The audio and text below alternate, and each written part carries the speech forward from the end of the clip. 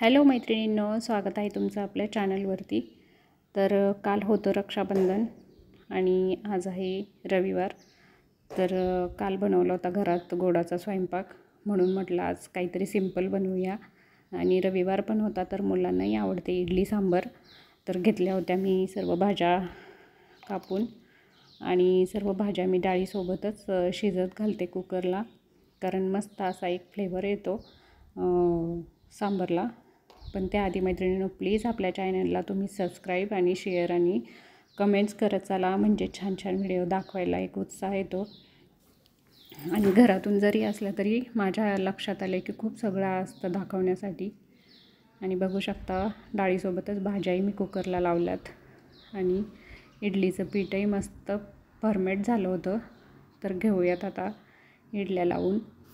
आणि चॅनल सुरू करण्यामागचं कारण असं की मी खूप सगळा विचार करूनच व्लॉग चॅनल सुरू केलं आहे, कारण मला नेहमी असं वाटायचं की आपण चॅनल सुरू करून त्यावर दाखवणार तरी काय, कारण चॅनल सुरू करायचं असेल तर आपल्यात काहीतरी स्पेशालिटी किंवा कला असावी लागते आणि मग काय दाखवणार, म्हणून मी व्लॉग चॅनल सुरू केलं। पण आपल्या गृहिणींना दिवसभर म्हटलं तर कामं असतात आणि आपण सर्व काही ते शेअर करू शकतो।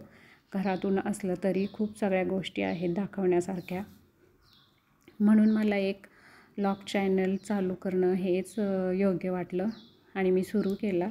पण तुम्ही जर आणखीन सपोर्ट केला तर आपलं चॅनल ग्रो करेल आणि छान छान व्हिडिओ पण दाखवेल, कारण मी घरातच असते जास्त, बाहेर माझं जाणं होत नाही बाहेरचे व्लॉग काढण्यासाठी, व्हिडिओ वगैरे काढण्यासाठी।